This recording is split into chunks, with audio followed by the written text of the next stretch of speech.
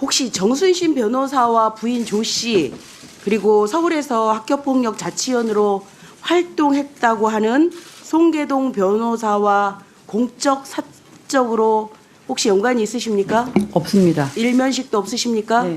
예, 나중에 수사기관에서 밝혀지면 큰일 납니다. 네. 네. 법조인의 카르텔은 견고했습니다. 법조인 아버지를 둔 정구는 확실한 신의 아들이었습니다.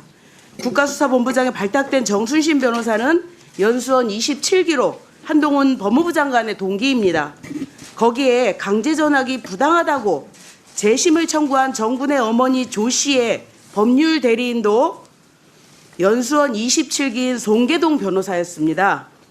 폭력으로 하나의 인생이 무너지는데 이 법조인들은 가해자 아들과 동기 아들을 구하겠다고 온갖 법기술을 이용해 강제 전학을 무마시키기도 했습니다.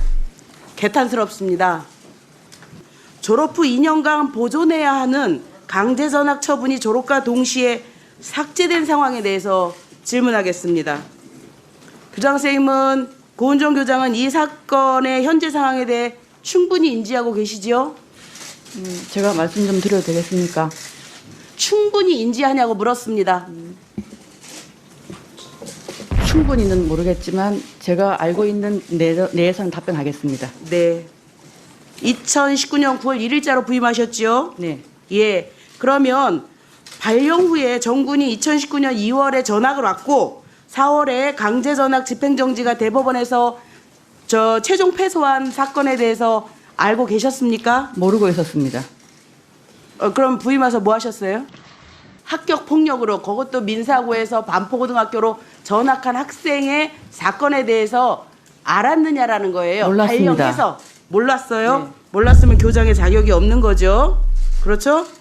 많습니까? 반포고에 이런 학생들이 몇 명이나 됩니까? 발령 당시에 이 학폭으로 학교에서 이렇게 보호를 받고 있는 아이들이 몇 명이나 됐습니까? 모릅니다. 잠깐만요. 저 발언 중지 좀 시켜주시면 안 될까요? 중지라는 교장쌤, 무슨 교장쌤 발언을 그렇게 해요? 그런 거를 모르면 교장이 왜 있어요? 왜 있어요? 그 자리에. 이게 무슨 해괴망측한 답변입니까? 학교에 부임을 했으면 적어도 학교 폭력이라는 것 때문에 전학을 왔거나 그 학교에 학교 폭력으로 인해서 관리받고 있는 아이들이 얼마나 있는지는 확인을 하셔야지 교장 아닙니까? 그 학생을 기본적으로 집중적으로 관리를 한다고 하면 그건 낙인 효과입니다. 뭐라고요? 낙인 효과입니다. 무슨 낙인 효과예요? 교장 선생님이 잘 알고 그 아이들에 대해서 어떻게 그 아이에 하면 대해서 개선을 잘 아는 사람은 학급 담임선생님이시고요. 그런 의무 없다 이렇게 말씀하시는 거죠? 그렇게 말씀드린 예, 적은 없습니다. 그렇게 알아듣겠습니다. 학교에서 학폭에 관해서 무슨 일이 일어난지 학교장은 몰라요. 이 답변을 지금 하신 거예요. 아닙니다. 그 답변 하신 거예요. 아닙니다. 뭐가 아니에요? 그 답변 하신 거지. 왜 아닙니다. 몰라요? 확인- 넘고요. 문제가 되는 학폭 기록을 삭제하는 학교폭력대책심의위원회는 몇 월 달에 개최하셨습니까? 그때 심의 대상이 몇 명이었어요? 그것도 모릅니까? 심의위원 몇 명입니까? 우리가 9명입니다. 9명입니까? 네. 그중에 학부모 과반수고 외부 인사는 몇 분입니까? 학부모 포함해서 학부모 포함해서 9인데 네네. 학부모가 몇 명이냐고요? 5명입니다. 5명이고 네. 4명은 외부 인사죠. 외부 인사 중에 검사 있었습니까? 변호사 있습니다. 검사 없었습니까? 네네. 변호사 있었습니까? 네네. 변호사 이름이 누굽니까? 그건 밝힐 수 없습니다. 송계동입니까? 아닙니다. 아닙니까? 네. 변호사 이름 확인해 주십시오. 제가 자료 요청했습니다. 이분이 연수원 27기 동기들과 연관이 돼 있지 않다라고 하는 것을 주셔야지 저희가 확인합니다. 아시겠습니까? 법에 의해서 그거는 명단 그러면 공개하지 강원도 못하게 되어 교육청은 있습니다. 법을 어기고 제출한 겁니까? 민사고는 법을 어기고 제출한 겁니까? 그러면 성명에 땡땡으로 해서 제출하겠습니다. 땡땡으로 안 됩니다. 이름하고 직업 주십시오. 자신 있으면 명단 공개하십시오. 심의위원회는 교장이 관여할 수 없고요. 그야말로 아는데요. 교장이 할 수 없는데 추후 보고 받으셨을 거 아닙니까? 네네. 그러니 심의위원회 제출된 서류가 무엇이 있었습니까? 그것도 그 공개 불가입니다. 교장 선생님, 제가 보기에는 지금 답변하시는 태도랄까요? 조금 그 의원님들하고 서로 소통하면서 좀 원만하게 답변을 좀 해주셨으면 어떨까? 제가 1차적으로는 이렇게 우선 좀 예, 말씀드리겠는데요. 저도 그렇게 하기를 희망합니다. 예. 이 학생의 학폭 자치위 당시의 판정 점수를 보시면은요, 가해 학생의 반성 정도, 없음, 낮음, 화해 정도, 심사위원 전원이 없음입니다. 그런데 반포고등학교에서 전담기구를 통해서 심의를 할 때 갑자기 반성과 화해가 있다라고 판단되는 근거가 뭐였습니까? 가장 그 아이를 잘 아는 학급 담임 교사 그리고 그 반에서 수업하는 교과 선생님들의 의견을 다 듣고 종합해서 의견서를 냈습니다. 피해자와의 화해 정도를 객관적인 자료로 판단해서 전담기구는 삭제할 수 있다라고 했는데 지금 말씀하신 거는 그와 관련된 객관적인 자료가 아닌데요. 그리고 그 심의위원회를 열기 전에 그 학폭 담당 교사가 학생과 학부모를 면담한 것이 회의록에 나와 있습니다. 학생과 학부모를 면담을 해서 학생이 반성을 했다라고 네, 그렇게 얘기를 하니까 네. 반성한다라고 심의기구에서 판단합니까? 일단 심의기구에서는 만장일치로 삭제를 그러니까 그 결정을 했습니다. 객관적 자료가 뭔지, 뭘 보고 교장 선생님은 납득을 하셨는지, 그리고 지금까지 설명에 의하더라도 피해자와의 화해 정도는 전혀 나와 있지 않습니다.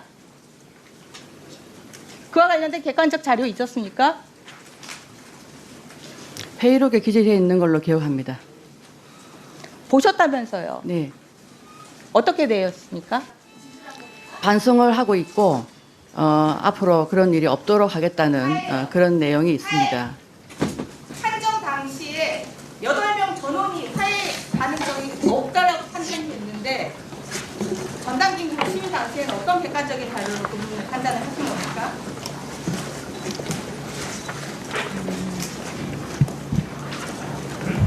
답변하세요. 네, 지금 찾고 있습니다. 그 회의록에 기재되어 있는 것 같다고 지금 말씀하셨잖아요. 네, 화해 정도에 대해서 어떻게? 회의록은 제가 공개를 못 하고요. 네? 그 회의록은 공개를 못 하고요. 있었다고 봤는데 그 자료는 국회에 못 줍니까? 어떻게 학생과- 교장 선생 말씀을 믿을 수가 있어요? 저도 답답합니다.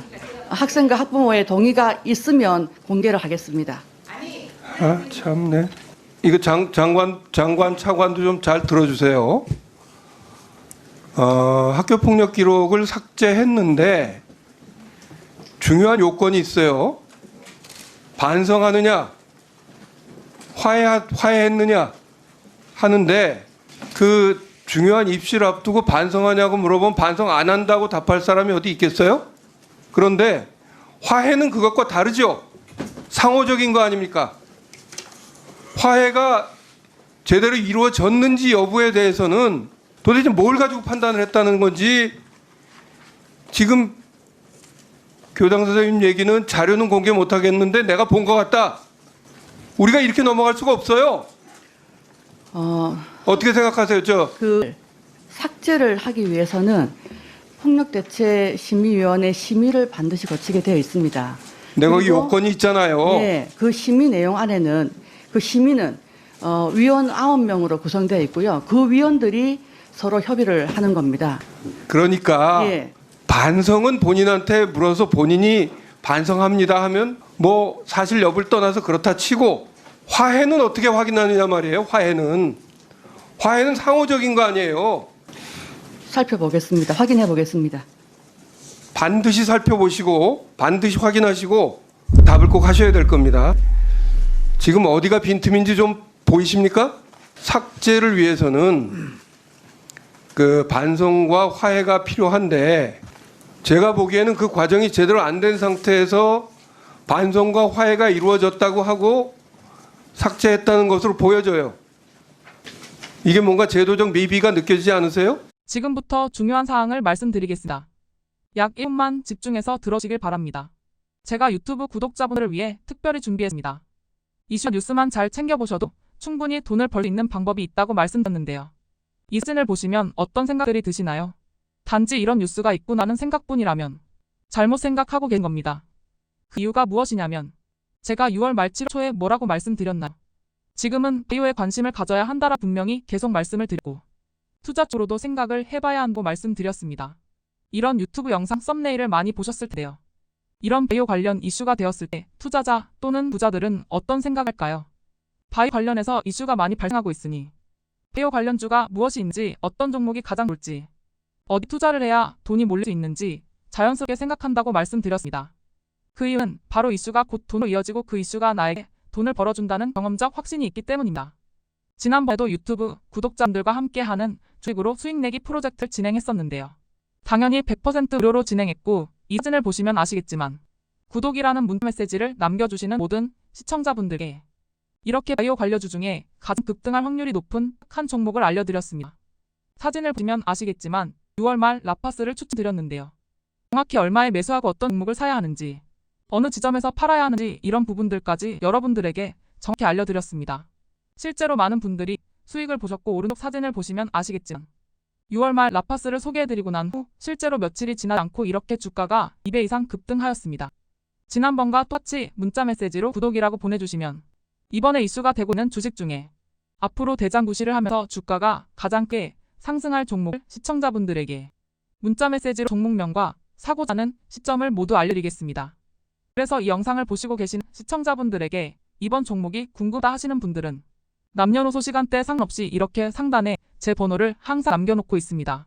제 전화번호 010-5638-2209로 구독이라는 문자 메시지를 보내주면 됩니다. 저는 다른 것을 바라는 게 단 한 가지도 없습니다. 여러분들이 저로 인해 수익을 보셨다면 구독과 좋아요 한 번씩만 부탁드립니다.